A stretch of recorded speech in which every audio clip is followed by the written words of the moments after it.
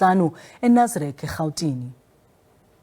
This 55th National Conference has confirmed that we are on the right path. But more than that, this conference has made a clear call for greater urgency and greater action, particularly in uniting and renewing the African National Congress. The delegates, as all of you have convened here, you view the ANC as an organization that must be renewed, yes, and must be united. We need, as we move on, to resolve a number of challenges that confront our country, but we also know that we can only confront those challenges if we are a united organization. If the ANC is divided, it will never be able to unite the people of South Africa. If the ANC is divided, it will never be able to build an economy that can create jobs.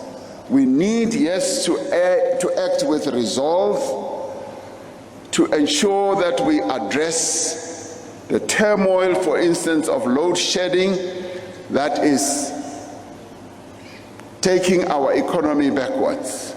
We also need to remove the obstacles to faster economic growth and job creation. We need to act against those public representatives and officials who are delaying vital reforms that we need to build a thriving economy. We need to fix our schools and our hospitals, our roads and our water infrastructure. Yes, we need to close those potholes, even as the Secretary General is now moving to a new position from his position as Minister of Transport, where he's been seeking to close potholes.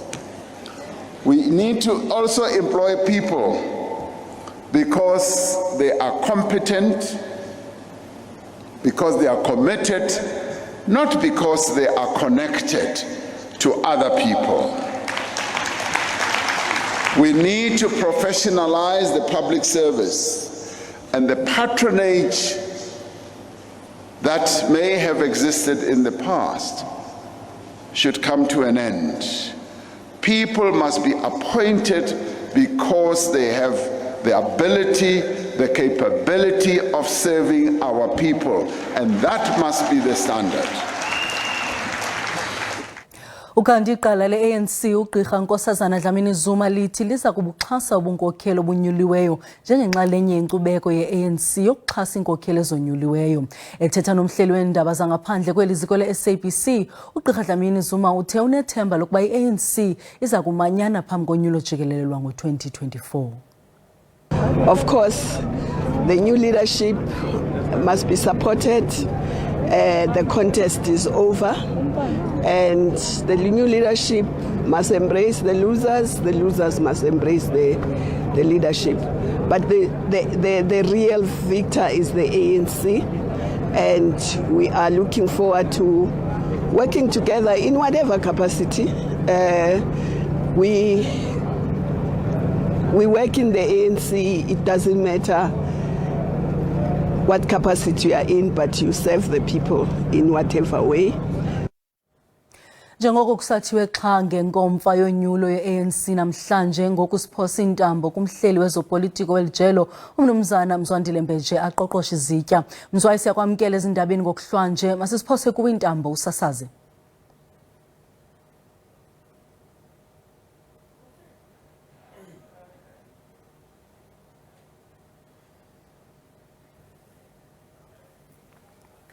Sawuphinda ke sibuye kwelo nqaku.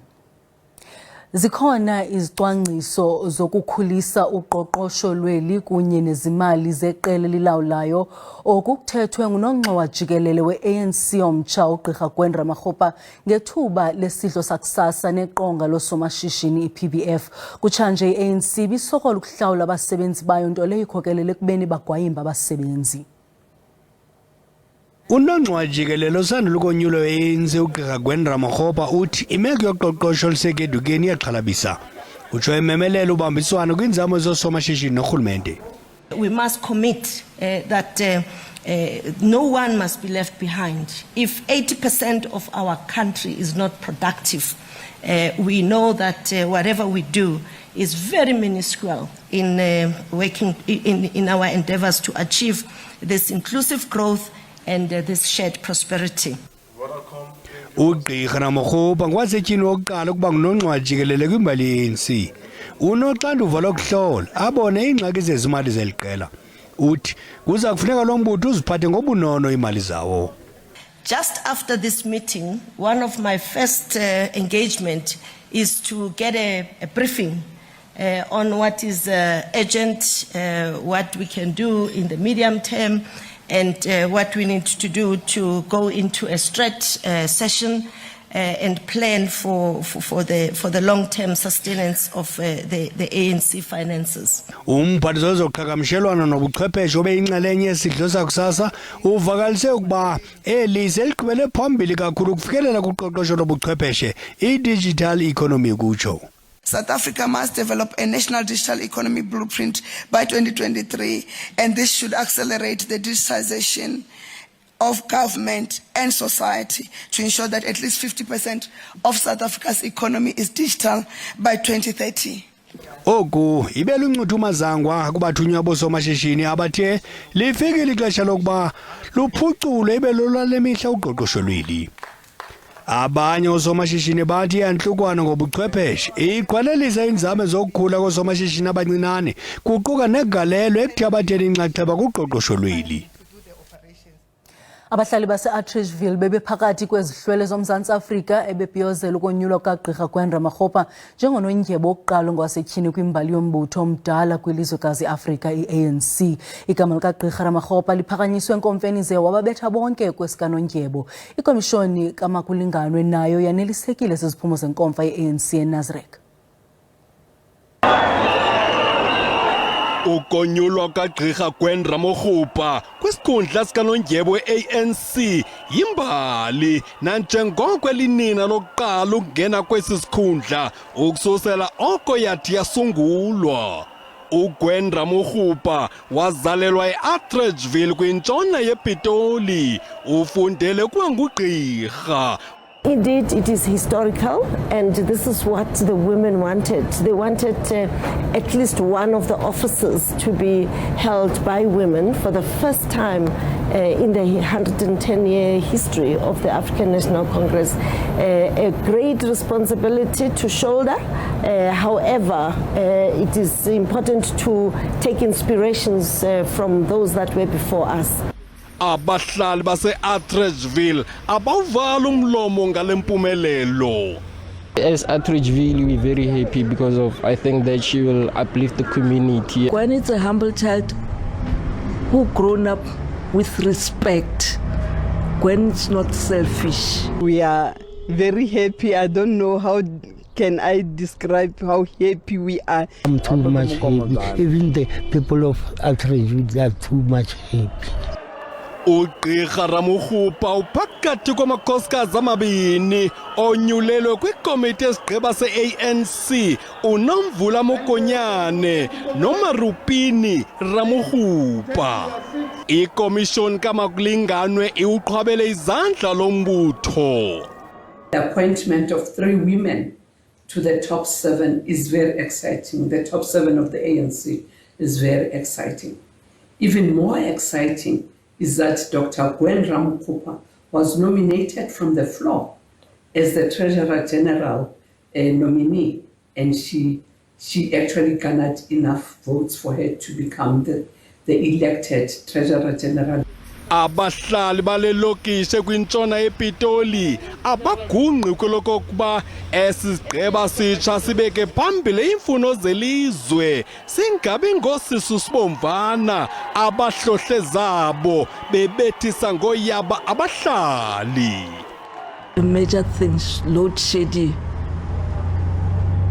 that kills us worst. To eliminate the drugs that are coming into the country, the drugs that are killing our children, because most of the youth, we don't have youth now. Ukuchongwa kaGqirha Ramokgopa njengonondyebo kuza ngexesha apho lo mbutho ANC untyumpa-ntyumpeka kwiziganeko zokushokoxeka kwemali kwaye unethemba lokuguqula amatye abezizonka. Kwalapha ezindabeni kudutyulwe kwalinyaza umqhubi weloli etsala imoto ezonakele endleleni kunye nomncedisi wakhe eThekwini. Kodwa masiqale evenkileni.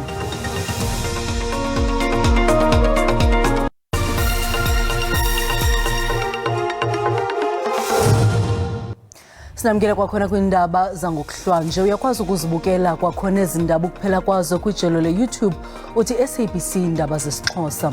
Ukanti ke ngoku masibuyele kumhleli weendaba zopolitiko weli jelo uMzwandile Mbeje aqoshelise ngenkomfa ye-ANC egqityezelwe namhlanje. Zwayi siyakwamkela. Sibonga kakhulu sisanda sibingelele nakubabukeli nebala inkomfa ye-ANC iphothulile namhlanje, kodwa ke ukuphothula kwayo akusho ukuthi ke umsebenzi ebiwuzelela uphele nya. Yingakho ke ithema iphothulo kwathiwa ngenxa yokuthi ke izinsuku esezedlule izinsuku lezi abebezibekile kumele ke beqhubeke nokuthi ke bevale lo mcimbi. Kodwa ke into abebese beyinquma ukuthi izobe ke isiqedelwa kahle hle ngeyi5 zika January. Uzokhumbula ukuthi ngoJanuary kulindeleke ukuthi kube neJanuary 8 statement inhlabamkhosi iANC yenza njalo nje uma ukuthi ke kuqala onyaka. Into ezokwenzeka kuzothi ngeyi5 January bese behlangana ke, kodwa ngeke behlangane ngokumhlangano ofana nalona, bazohlangana ke ngokuchwepheshe lokhu esisikwazi ke ukuze bekwazi ukuqedela umsebenzi lo abazowenza. Sizokwazi khona ukuthi ke ngabe zinqumo zini ke abazithathile. Kodwa ke kwezinye zezinto ezibalekile eziphume kulomhlangano indaba yokukhethwa kubuholi obusha. Siyazi ukuthi phambilini bebewaziwa ngokuthi i-top 6, manje ke sebeziwa ngokuthi i-top 7 ngenxa yokuthi ke kwengezwa isekela likanobhala jikelele lesibili. Umongameli Ramaphosa ke uphinde ke wabuyiselwa njengomongameli, kwasukuthi ke usekela mongameli wakhe kwaba uPaul Mashatile. Unobhala umusha ke kube uFikile Mbalula, kwasukuthi ke isekela kanobhala kwaba uNomvula Mankonyane, kwathi elesibili kwaba ke uMaropen Ramokgopa.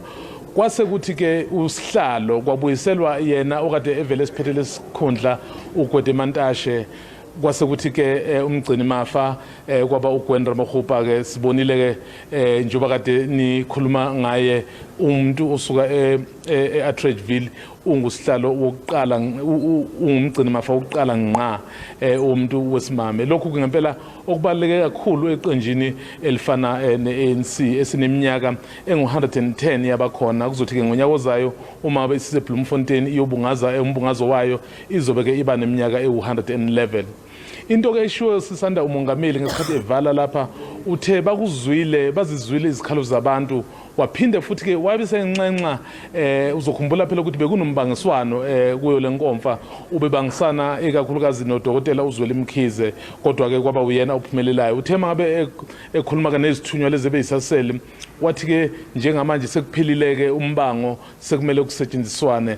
Waphinda ke wayesethi into abazoyenza ke njengoba sebenikwe igunya elisha ukuthi bazoqinisekisa ukuthi lento okuvunyelwana ngayo okuyiletha izinsiza kubantu ngempela bazoziletha, futhi bazozama ukuthi befake abantu abaqeqeshekile ezintweni okumele bezenze, ngoba into eyenza ukuthi mhlambe izinsiza zingazi kubantu uthola ukuthi abantu abanezikhundla kodwa abawazi umsebenzi, lokho okugcina sekuhlehlisela umsebenzi emumva. Silindeleke ukuthi ke lo mbiko ephinde futhi ewuphinde ngoJanuary 8 masibehlangana eMangawungu, lapho ke eyobe seqalisa khona ngempela ukunika umkhombandlela ukuthi njengeqembu elibusayo ngabe yini elifisa ukuyenza, ikakhulukazi ngoba phela abakwazanga ngempela ukuthi bephothule ngenxa yesikhathi ke. Into ke enze nanokuthi ke kuthathe isikhathi ukuthi ukuthi beqede lo msebenzi. Uzokhumbula ukuthi ukubhalisela kwezithunywa ukuthi sifike lapha kwathatha izinsuku ezimbili, kusho ukuthi izinsuku ezimbili kahle kahle zagcina ke zimosheka. Yingakho ke lokho kwenza ukuthi ngempela kube nzima kakhulu esisanda. Sibambe ngazo zozibini kumhleli wezopolitiko welijele uMzwandile Mbeje. Siqhubele phambili kudutyulwe kwasweleka umqhubi othutha izithuthi ezigaxeleke engozini kunye nomhlobo wakhe ngamadoda bexhobile eThekwini. Ngokwengxelo amaxhoba behleli kwisithuthi ngethuba lamadoda ethulule irhuluwa. Kusenjalo amapolisa enza uphando ngesisiganeko. Abagili okukholakala ukuthi bebengabangani badutyulwe bafa emini libalele. Omunye wabo beshayela imoto eyithwala ezinye kanti omunye uke wasebenza kulomkhakha ngaphambilini. Kuthiwa bebedingida okuthile ngesikhathi kutheleka abalisa bambe bebathela phansi othulini bafele endaweni yesigameko. So the two men were talking when two individuals walked up with them. It would seem like they were armed with high caliber rifles, and they then opened fire on these men and fled the scene shortly afterwards. Imoto zabagilwa besendaweni yesigameko ngesikhathi amaphoyisa ezama ukuhlanganisa ubufakazi. Imindeni yabo engathandanga ukukhuluma nabeindaba ibikhala ithulisa. Abezimo ephuthumayo bachaza abakufica endaweni yesigameko. On arrival on scene, we found two men believed to be approximately 40 years of age. They were outside of a vehicle on the grass patch. They had sustained multiple gunshot wounds. They were in a state of cardiac arrest. Advanced life support paramedics worked fervently in efforts of CPR to try and resuscitate both men. However, they were declared dead on the scene. Lesigameko senzeke endaweni ngamakhilomitha angu-500 meters nesiteshi samaphoyisa iDurban Central. Asikakaziwa isizathu salokhu kuhlaselwa. Imbiko ithi ngaphambi kwalesigameko bese kubulawa abashayeli balezi moto abathathu eThekwini kulonyaka. Eindabeni za SABC nginguvusi Khumalo eThekwini. Amapolisa kwiphondo lasentshona Koloni athi agwadla amaqhinga amatsha ukulwa amaqelo ngqevu. Amapolisa beqhuba amaphulo awo ezokhuseleko ngexesha leziyunguma eSea Point eCamps Bay emizamo yethu naseMuizenberg. Izinga lolwaphulo mthetho entshona Koloni lisaxhomile. Malunga nezitishi ezisixhenxe ziyinxalenye yezo zingama-30 ziphala phambili kulwaphulo mthetho kuzwelonke. Nanjengoko sele kuphakathi kwixesha leziyunguma, abakwantsasana bawubhinqa wamfutshane ukuzama ukuqinisekisa ukuba kukho ucwangco. Bathathe ixesha lokuthetha-thethana nabahlali begqithisa ulwazi. Sesikhona umuntu esesimbambi lapho ofuyele nembumbulu zemiphu. Into ke leyo ke esizathu simane siyenza njengoba sisenza stop and search ukwenza abantu aba sibabone be-safe. Okwesibini ke sijonga i-key performance areas zethu bese sithe sazijonga. Enye yezo zinto ukujonga isixhobo esisebenzisayo kwaphulweni umthetho imiphu. Siyabona ke nokuhlatyana ngoku abantu abaninzi basweleke ngokuhlatywa. Apho ke ngosathi sithathe ezi zixhobo zibukhali. eMitchells Plain, Mfuleni, Nyanga naseDelft ziphakathi kwezo zitishi zingama-30 eziphala phambili kubundlobongela. Abahlali eKapa bathi bachulumancile ukubona amapolisa phakathi kwabo. Safety. Safety is the most important thing, especially here at a pool, and there are actually quite a lot of people who can't swim. So I think that the more people that can get to be able to swim, the safer it will be. The biggest worries is most of the time from the shooting and stuff like that, that is what's worrying most of our neighbors and friends and families. Abakwantsasana babongoze abo banelungelo lokuthengisa utywala ukuba bazithathe izixhobo ezinobungozi kwabo bazokonwaba xa bengena kwiindawo zabo zolonwabo. Kwiindaba ze-SABC eKapa. Iindaba zipheli mawethu nto nje utshaba lixesha. Eza ngomso ziza noxa bethu ngesizulu ngentsimbi yesixhenxe. Kamnandi mawethu.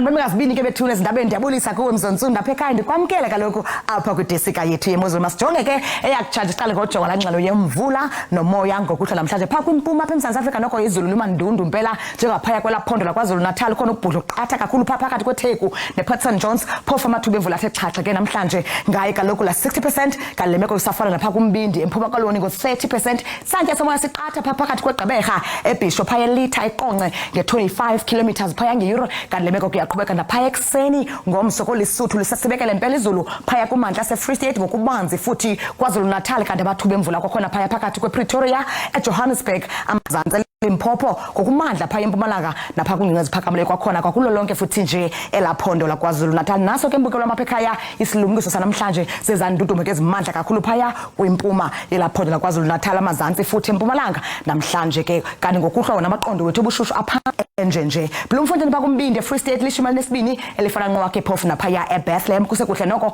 noxakele besibekele impela izulu phaya eGauteng ngeshumi lesine eTshwane ibuye belishumi lesithandathu namhlanje ebusuku Pulukwane kusafudibeleka manje noko noxakele mandundu izulu ngo-17 eliphalele kwakhona futhi ngo-20 epholeka mandi kanti eMahikeng phaya eNorthwest lishumi nje elinesixhenxe Freeburg ibuye kube ngo-18 ozole nje kamnandi Uppington ngo-20 kanti wena uzinze phaa koSpringbok ngo-17 kanti anciphile lamaqondo phaya eSutherland efikela kwesithoba ngokuhlwa nje amaqondo bushusha phezulu ke ngokuhamba kosuku phaya ngomso lihle futhi lityhilile kamandi apha embindi neMzantsi Afrika njengapha ko-Uppington ngamashumi-3 anesixhenxe ngokuhamba kosuku phaya ngomso eDR ibuye ibe ngo-28 kanti phaya eBloemfontein futhi ngamashumi-29 ngokuhamba kwemini ngomso Kimberley kuhle kakhulu phaya ngo-30 kanti eFreiburg ngamashumi-3 ekhatshwa sisithathu kanti phaya eJohannesburg 22 phaya eThembisa eSoweto naphaya ke eSandton nokugqibela Pretoria nge-24 mna ndikuthanda kangaka xesha lemyoli